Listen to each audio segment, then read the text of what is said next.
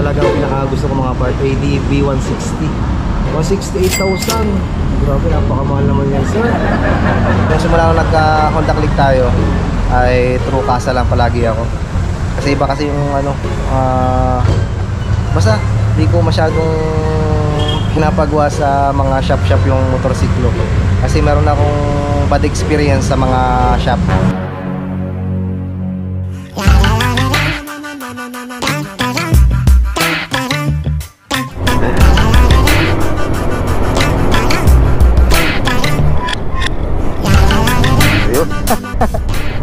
Malimit sa parting ito ay may mga LTO or HPG. Ito yung pinaka pestuhan. Yan, yan, parting yan. Wala ngayon. Ayun nga pala. Ito, nakakalimot na ako. Ngayon nga pala ay linggo. Kaya, ayun, napaka-imposible na meron dito. Wala lang. Hindi ko lang alam mga part kung paano kung sisimulan itong ating vlog. So ngayong araw mga part ay yun nga, kagaya na banggit ko ay araw ng linggo. Pupunta tayo sa bayan. At ito yung parang pinaka kasundo nitong vlogs ko nitong huli na nasabi kong ipapagawa ko si Blossom ko. Kaso ay hindi ko na-video kung paano ko napagawa. Basta yung last vlog natin ay nabanggit ko doon na may mga papaayos nga tayo. So naipaayos ko nga sa may motor trade. So doon naman tayo malimit magpaayos. At ayun, kikwento ko na lang yung mga napaayos natin mga part habang naghintay tayo ng oras, 24 seconds bago tayo mag-go. So napapalitan ko na yung mga brake shoe sa hulihan. Tapos yung tumatagas na langis mga part, yung pinakita ko sa vlog ko nung nakaraan ay cylinder gasket, parang ganon. Hindi ko masyadong kabisado pero napalitan na, hindi na tumutulo yung langis. So diretso muna tayo. Tapos napalinis ko na din ang panggilid. Kaso hindi available mga part ang slider piece at saka yung bola, kaya hindi ako nakapagpapalit. So ngayong araw mga part ay babalik tayo sa motor trade para ipaayos ulit at papalitan ng bola at saka ng slider piece mga part para medyo smooth itong ating takbuhan.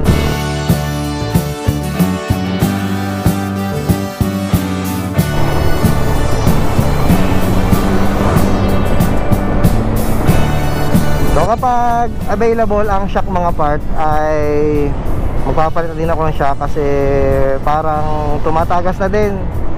Nakakita ko dun sa may ilalim tong shock dito sa huli ay may yung kumbaga parang pinagtutungan ng langis. So ganito muna ang ating mga part. Ito lang yung nasa unahan ng ating gamit. Hindi na muna ako nagdala ng secondary camera natin kasi mabilisan lang naman to. Kumbaga isasama ko lang kayo sa pagpapagawa ko yung motorsiklo. Pero hindi ko sigurado kung makakapag-video ko mga part habang ginagawa si Blossom, dahil kapag doon kayo magpapagawa sa kasa ay hindi nyo malalapitan yung motorsiklo nyo. Kumbaga gagawa lang ng job order at doon lang ako sa waiting area at hintayin nyo lang na matapos nagawin ng mekaniko. O basta titingnan natin kung makakapag-video tayo. So dito na tayo sa may parting Gulod Labak mga part. Dito na ako dumaan para medyo makapagkwento-kwentuhan tayo ng konti kasi may daan naman doon sa kabila ay mabilis tayo makakarating sa ating pupuntahan. So dito ako ngayon pupunta mga part sa motor trade sa may Kumintang. At titingnan natin kung may stock silang sinabi ko kanina, may aso. Naku po. Grabe ang aso. Naku po. Kaya kinikilabutan ako pag may aso sa kalsada. Kaya babalik tayo.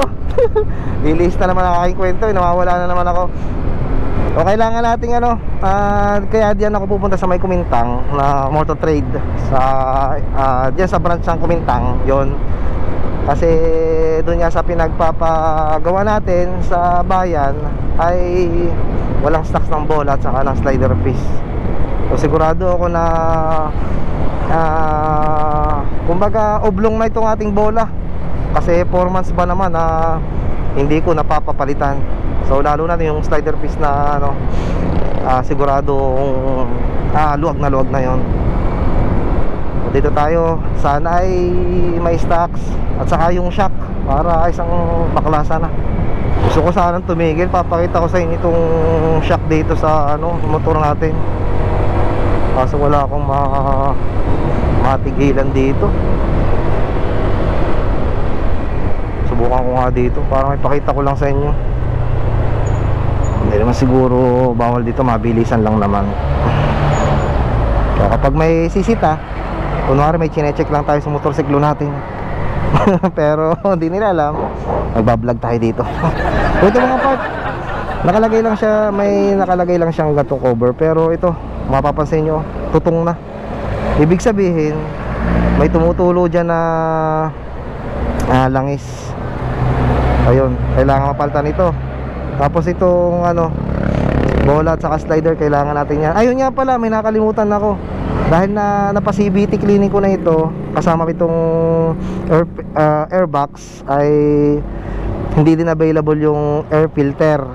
So isasama ko na yun ngayon para isang baklas na. Dapat kasi noon pa yung ano, isang araw nung nagpagawa tayo.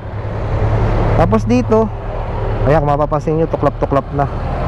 So payo ko lang mga parts sa mga mahihilig maglinis sa 5 peso car wash, huwag nyo masyadong sisiritan itong shock ng ano, Honda Click natin. Madaling mabakbak.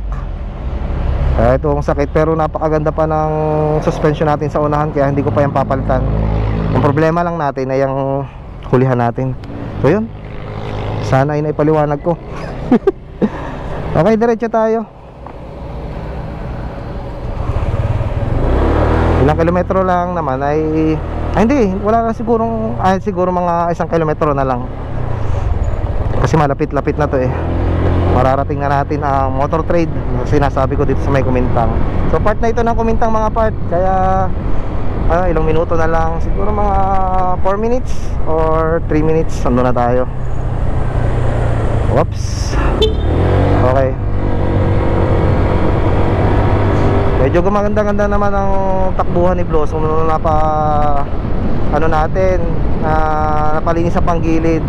Pero sana mas gaganda pang takbo nito kung pati bola at saka slider piece at saka air filter na palitan natin, no? Napakatining. Wow, ready na sana sa rides natin. Ito malapit-lapit na, ito na yung pinaka-crossing dito. Sana ay yung isa pang problema, dahil sa mag-aalas 10 na ng umaga mga part, sana ay ano, kakunting tao. O sana bukas pagkalinggo itong motor trade. Ayun, kita ko na bukas mga part, may nakatigil na Honda Click version 3. Nako, isa ata mekaniko dito. Ayun, isang mekaniko. Tatanong muna tayo.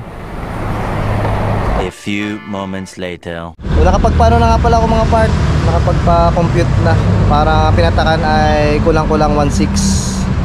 So meron na yung slider piece, bola, air filter, at saka rubber link. Tapos yung bayad sa labor. So yung palang ano, shock ay through order. Kaya pinag-iisipan ko kung stock ang bibilhin ko, pero mas gusto ko talaga yung pinaka-stock, dahil mas gusto ko yung laro ng shock nun. Mula nung nagka Honda Click tayo ay true kasa lang palagi ako. Kasi iba kasi yung ano,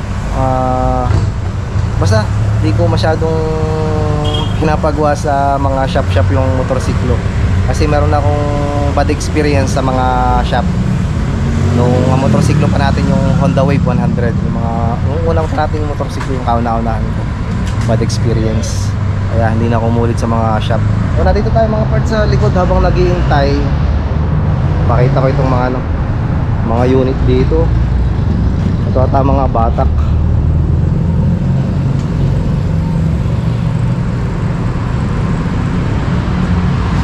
Dami dito ng ano, ito mga Raider na carbo, 107,124. Raider FI 120. Ay, brand nyo to. Ito Palco. At ito ating ano, ito talagang pinakagusto ko mga part, ADV 160. 168,000. Grabe, napakamahal naman yan, sir. Nakapagyahan na ito ng PCX. Saka yung Bajaj RE. Napakadaming motorsiklo dito.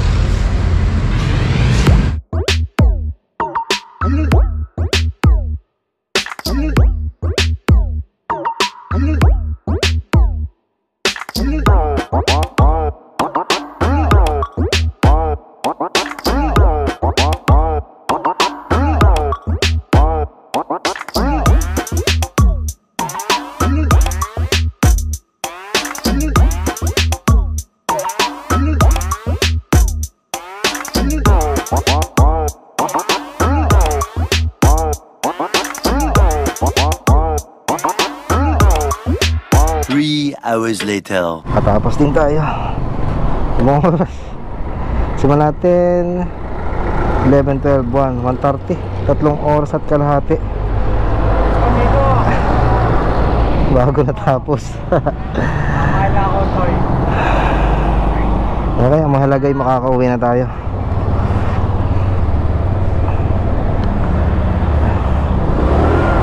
Wow, ang ganda. Unang ano pa lamang. Ba, iba ah. Medyo nagulat lang ako mga parts sa naging gastos. Yung dapat budget para sa shock ay napapunta sa ano, sa pulley. Kasi pag buklat mga part, yung pulley pala ay ano na, yung may lugong na. Oh, ang ganda. Grabe. Tapos ang isa pa ay yung belt. Kaso nga lamang ay wala silang stock ng belt dun sa ano, dyan sa Motor Trade. Kaya ibabalik ko to sa isang araw para makapagpapalit ng belt. At sana ay meron silang ano, stocks na dumating. So malapit na naman daw dumating. Ngayong buwan ay dadating na yung kanilang stocks. Medyo na-delay lang daw. So babalik ko sa isang araw para i-check kung available na. So, napakadami. Naku, dami kong gastos ngayon, boss. Pati panto, boss. Pero ang ganda, nakakatuwa lang. So, ready na to sa pagra-rides. Grabe. Kaya nga pala mga part ay pinipilit kong tapusin o ipaayos itong mga dapat baguhin dito, dapat palitan. Ay magkakaroon tayo ng rides, syempre kasama si Mami. Siguro next week para smooth ang ating biyahe. So hindi pa namin alam kung saan pupunta, pero bahala na, basta mag-ride ulit kami ni Mami kasi magkakameron ng long weekends. Mahaba-haba ang bakasyon, kaya may isama ko ulit si Mami sa rides. Medyo ano lang. Hindi pa din talaga makamove on. Dami kong gastos, pero okay naman yan. Basta ang mahalaga ay okay si Blossom, nasa kondisyon kahit pa paano. Kumbaga nasa 75 or 80% na maayos si Blossom. Kapag ka naikabit na yung ano, itong shock, makabili na tayo ng shock na bago. At ano pa bang sabi nga, itong belt, yun, makakalimutan ko yung pinakamahalaga, belt. Dahil nang baka tayo ay maputulan sa biyahe. At saka yung isa pa, yung clutch lining, malapit na din daw yung matangos. Pinakita sa akin na ano na nga, medyo tangos na. So yun na lang naman ang papalitan natin. Ito naman pulley ay okay na, kahit na medyo mahal-mahal lang konti. Ang mahalaga ay okay na. At saka nga pala ito, naku, makakalimutan ko, yung rubber link napakabit na. So napagastos malala talaga tayo. Ay, naku po.